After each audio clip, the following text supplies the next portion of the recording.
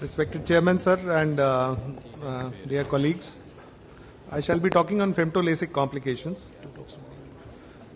The femto-LASIK procedure is identical to that of a classic LASIK. The only difference is in the preparation of corneal flap.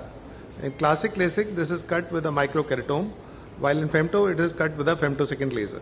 Both femtosecond laser and excimer laser are triggered via computer. Preparation of the flap. Integrated software allows the surgeon to determine the desired position and dimension of the flap.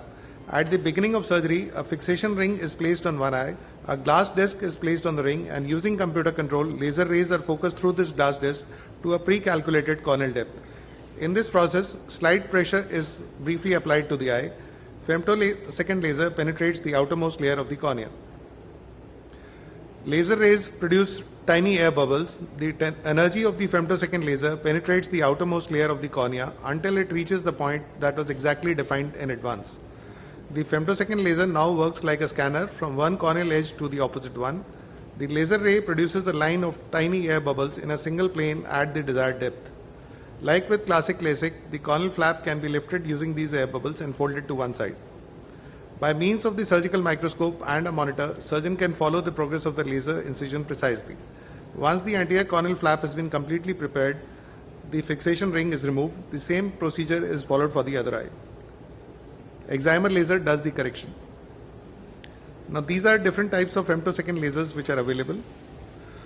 The complication which is commonly encountered are opaque bubble layer, the collection of gas bubbles in the intralamellar space of the cornea. It's an undesirable intraoperative occurrence during femtosecond corneal surgery.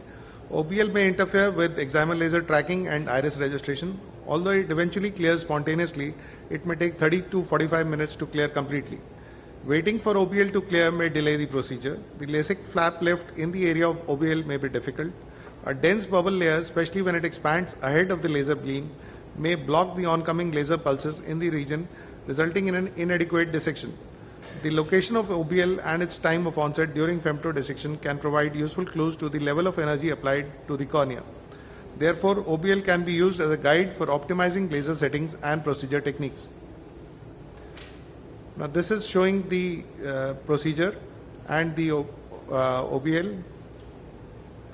This is another slide of the procedure itself. This again shows an OBL. This is another slide of demonstrating an OBL.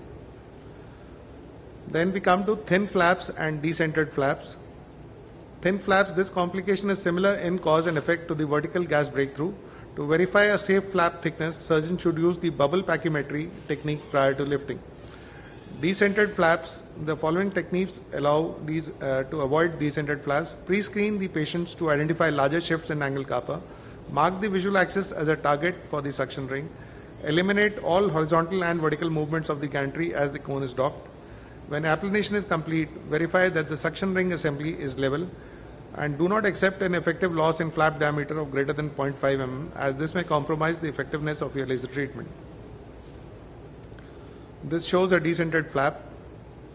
This is another case demonstrating a decentered flap.